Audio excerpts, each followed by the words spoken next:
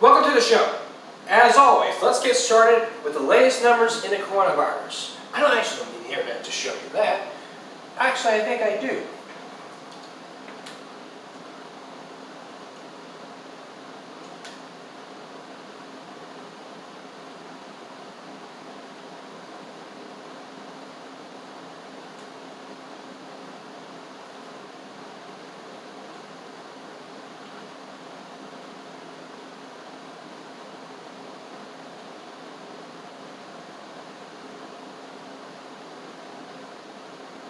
So let's get started with that, and then we'll move on to the rest of our topics.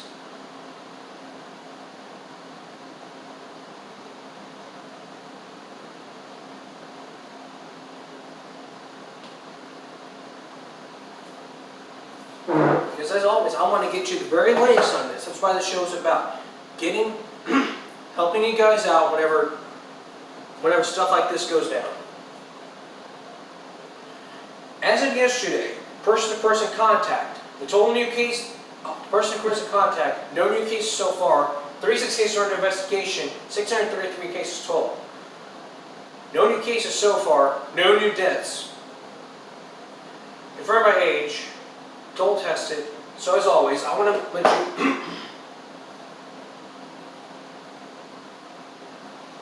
And now with all this, I just want to let you know that always wear masks, no matter what. No matter where you go, you must always wear a mask. If you're going to go shopping, you have to wear a mask at all times, no matter what. If you don't wear a mask, you're not going to protect yourself. You're going to get the risk of being sick. So, as always, make sure to wear a mask and stay 6 feet apart.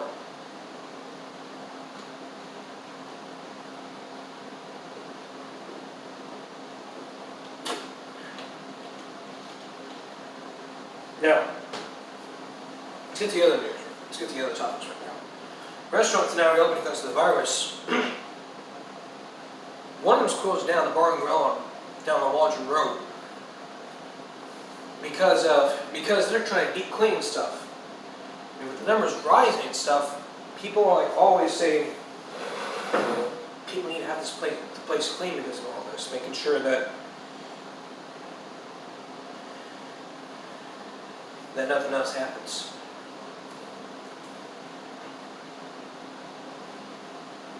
So basically, if the restaurant's closed, wait for it to be open until they deep clean. No need to act all violent about it. They're just doing their job. They're just doing their job, like we all do. We're always doing our job to make sure we're trying to keep this place, to keep every single restaurant clean. And if not, then this happens, that happens, and everything else happens. As always, wear a mask and stay 6 feet apart.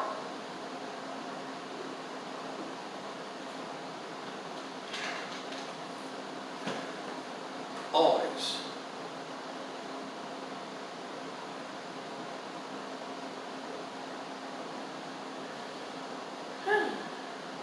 Now,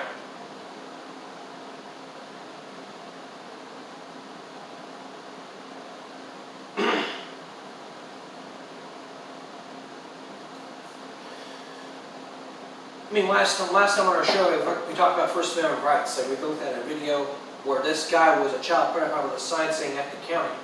This person right here, the same channel called Hate the State, got the public pissed because with children out here said "F the police." Listen. I don't like you. I have a right to not like you. Oh.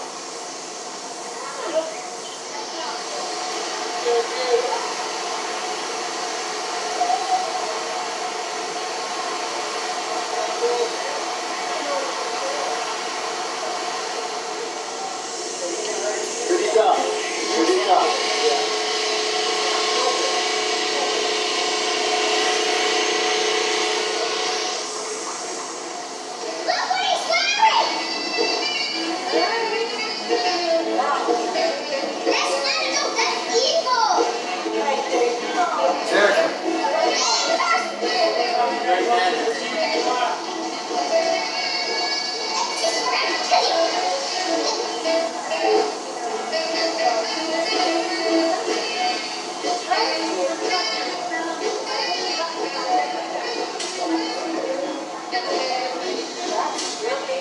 What's wrong with it? They are around, because I have relatives that are police officers. That's what we're bad for. Because I have police officers saving my life on a daily basis.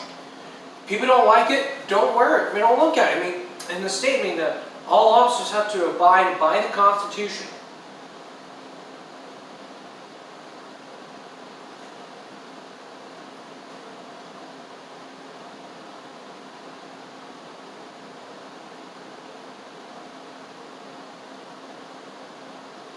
Basically, what he done was unacceptable. I mean, he should not have done that, period. You're not supposed to be filming on public property, nor have a sign with kids. No buts. No ifs, ands, buts, or excuses.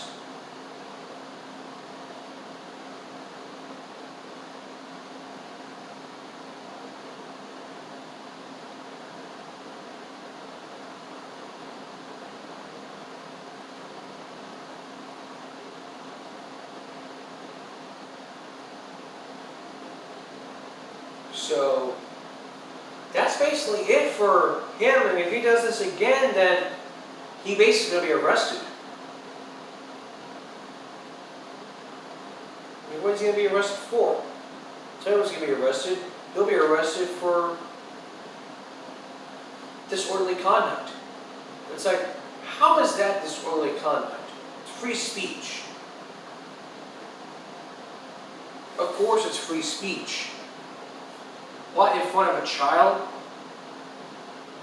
Child starts saying that at school, they get suspended. The person who did it should be blamed.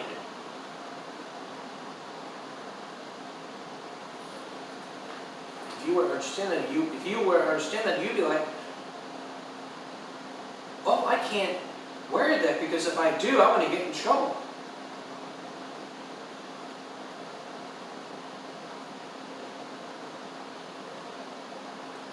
So basically,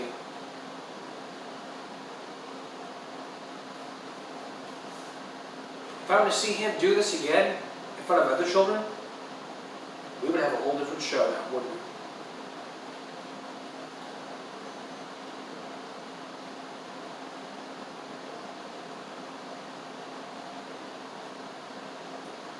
Alright, let's look at more of the dress code violations. I mean, would you be punished for...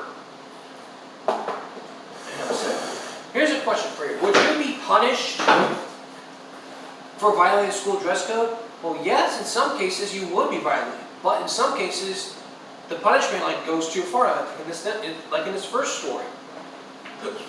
School punished a student for violating dress code, and then the parents are angry about it. What was the punishment? Nearly 10 parents in one local school are irate tonight. They say teachers used duct tape and permanent marker to alter their kids' shoes. And it's all because the shoes were not completely black. The school says it's a dress code violation. But parents tell Eyewitness News reporter Vanessa Coy the whole thing is ridiculous.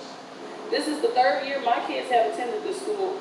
And I just feel like they just going a little overboard. Overboard over shoes. I feel like they're degrading the children. Parents at the Idea Harvey E. Nation campus said they sent their kids to school this week, only to have them come home with duct tape or permanent marker covering parts of their shoes. So they said, well, if we can't take them up, then your kid needs to go home. The only options: go home or get singled out in front of your peers on the first week of school. Some of these kids in this community, it's already hard for people to buy school supplies and uniform for their kids. This parent, who asked us not to show her face, said her daughter was pulled out of class for not wearing the right colored socks. She's in 7th grade, never had an issue, ever, and just over some socks, sounds like, no, it doesn't make no sense. When we clicked on the uniform guide for Idea San Antonio schools, it says black shoes with black laces if applicable. A confusing message for these parents who say the school has gone too far,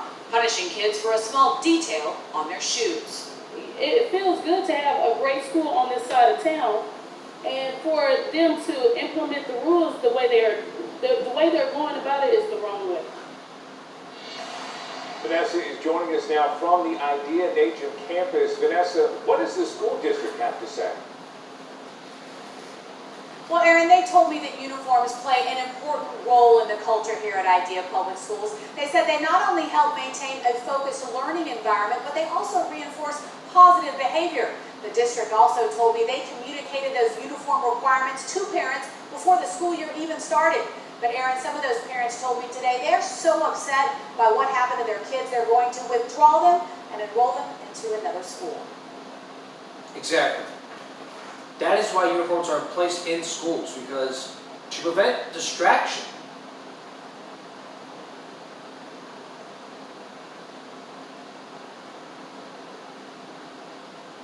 So basically, if you're gonna wear a uniform, what you need to do, if you're gonna wear uniforms to school, you need to understand. I mean, if you're gonna wear what you want, you gotta understand there are rules and limits. You can't wear underwear to school, you can't wear solid color, two-colored shirts, like red on red or blue on blue. That's basically what we're talking about here. Some shows. I'm sticking to this dress code controversy, and next year, more dress code regulations, and later, more dress code violations, and that's always in the news. And then later, later on, more topics like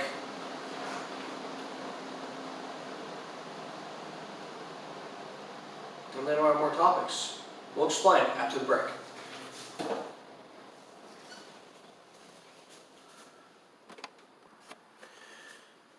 Look, we've all seen people who got in trouble in school. Like, we talked to you about the person who was actually suspended from school for having a haircut, a Matt Bonner haircut drawn on the back of his head. He got an in-school suspension for violating the school's dress code. Plus he had to shave his head bald and come back to school. This same thing happened, but it was different.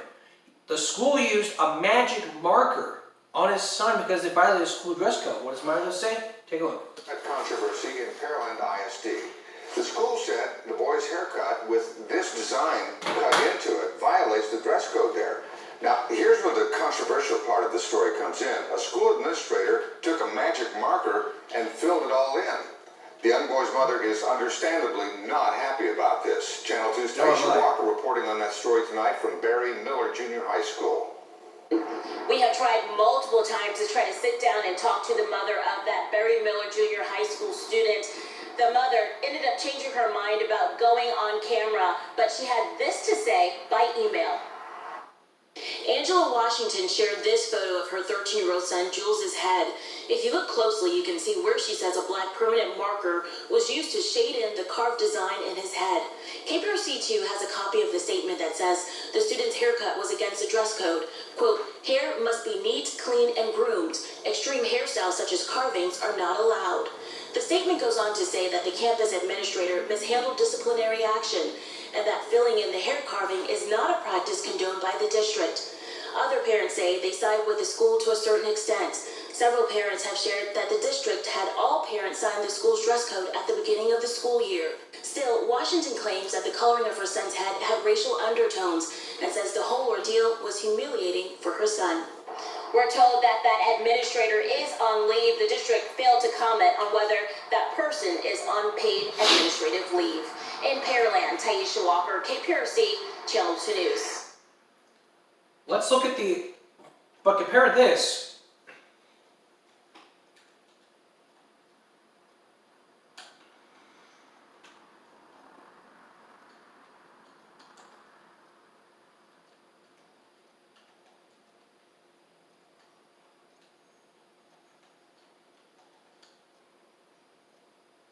To this. This happened 8 years ago when a student got his Matt Bonner haircut on the back of his head.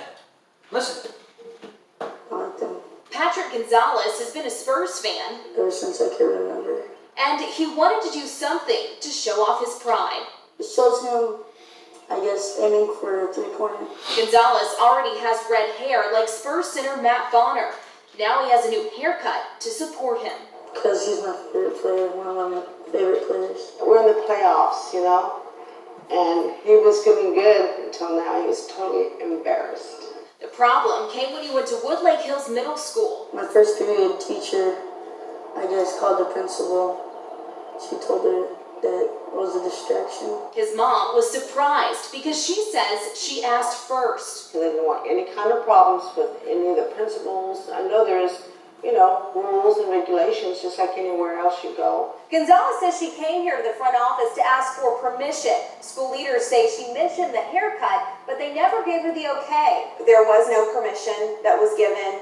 If the parent thought that, then it was a miscommunication. Judson ISD leaders say the haircut is a distraction. Whether it's the Spurs, whether it's our Cowboys, whether it's anything that obviously people support, it doesn't matter.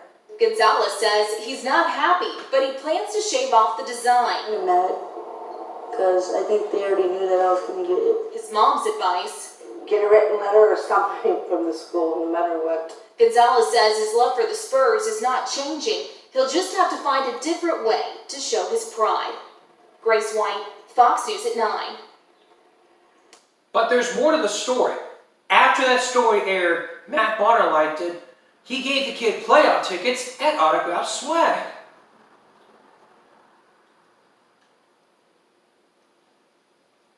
So that's how it was. If you don't like the dress code, then don't wear it. Now look at this hashtag moment. I am not a distraction. Because if you're not a distraction in the educational process, then that's okay. But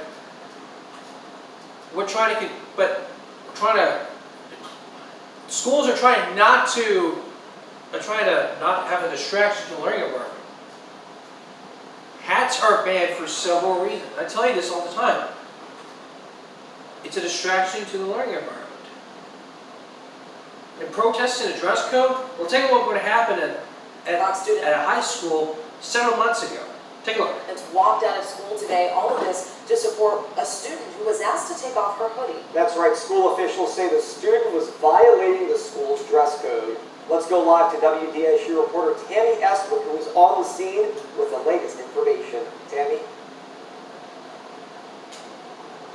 So we're outside of Helen Cox High School right now, but a little bit earlier today, half a dozen Jefferson Parish Sheriff deputies. Half a dozen? Right now, take a look. There's about 3 deputy vehicles and about 2 fire trucks. But it was a big commotion at this school a little bit earlier today. The Jefferson Parish School Public Information Officer told us that this all started with a dress code violation with a female student. She was allegedly asked to remove her hoodie. The school district says a couple dozen students walked out over it. Now, during that impromptu protest, someone pulled the fire alarm at the school and forced everyone to be evacuated from the campus. Now, the school has since been dismissed. We did reach out to Ted Beasley with the Jefferson Parish School System. He says that they do plan on sending a letter out to parents about what happened today. We also reached out to JPSO to find out if anyone was arrested or reprimanded. We have yet to hear back from them. We're live in Harvey. I'm Tammy Estwick for WDSU News. And we do have a breaking development in this story. JPSO says that a 16-year-old male was recently arrested in that incident that Tammy just reported. Yeah, we just got an update here. They said that around 2:15 this afternoon, that is when they responded to Helen Cox. They said that there were a number of acts of vandalism there at the school. So as a result, they arrested a 16-year-old student for battery on a police officer, resisting an officer, and interfering with an educational facility. All of this according to JPSO. We're going to have much more on this in our later newscasts. Well, And a lot more about this. Let me tell you, if you don't like the dress code, man, that's not a problem. If you don't like the dress code, then that's your opinion. But the dress code is put in there for several reasons: to prevent the distraction of the learning environment. It's just unacceptable.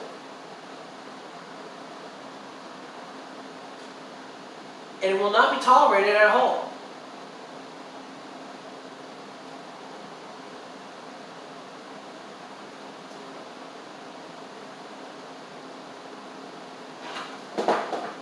All right, coming up. The Salinas family threatens a lawsuit about what happened. With the virus. We'll talk more about that after the break. There's good news for you to report tonight on this show. Starting with some good stuff happening. Because there's a lot of bad stuff happening, but we have to put the bad stuff away and put in with the good stuff. Like what this happened here, for instance. This person decided to sell lemonade because he was autistic and raised money for some clothes.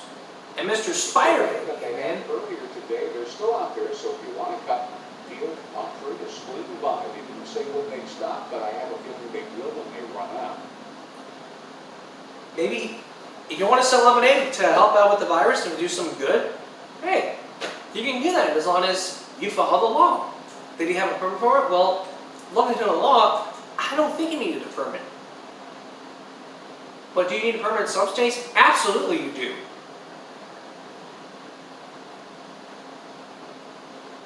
I mean, lemonade is just made with lemon juice and sugar. That's how lemonade is made. But,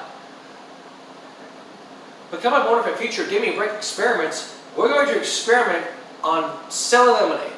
Would I get in trouble by the law for selling lemonade? That's our future we're going to call experiment break, or a Give Me a Break experiment.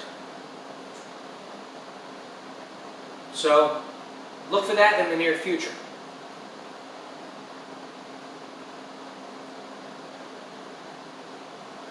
We'll be right back in a moment with a final Give Me a Break, along with the final Give Me a Break on summer school.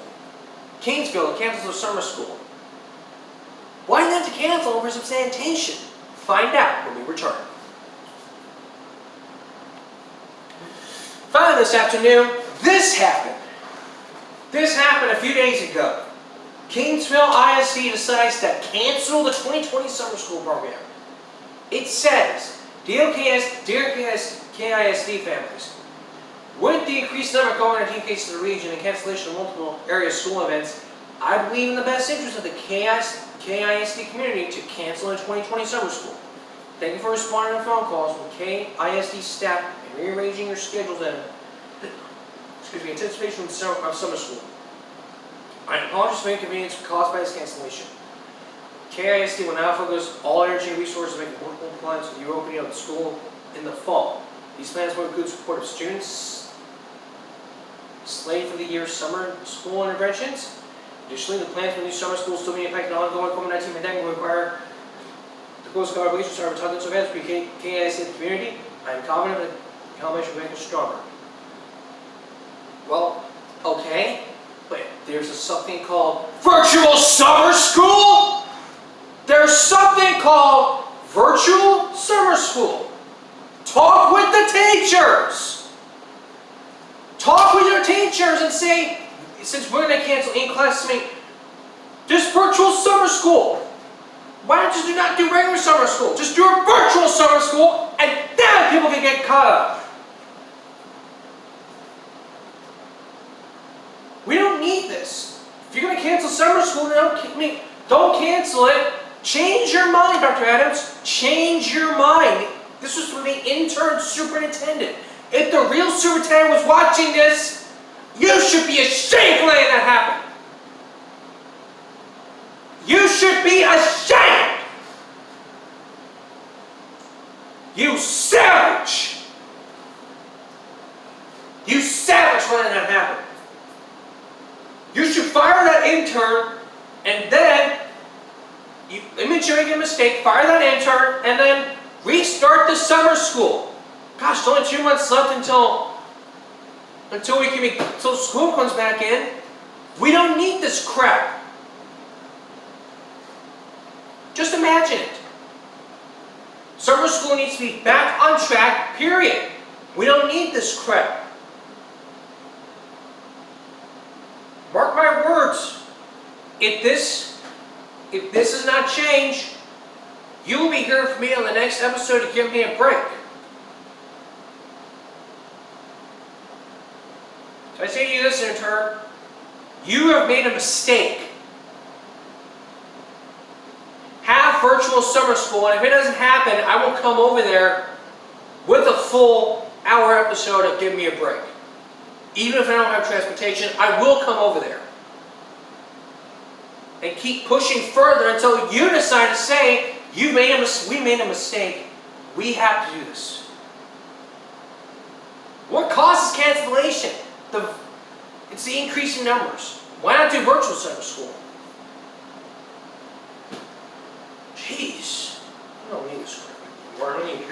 people's canceled summer schools. Okay. That's all for this edition. Give me a break Monday. We'll see you again with Give Me a Break Wednesday. For all of us here at YouTube, have a great night. I'll see you for Give Me a Break Wednesday.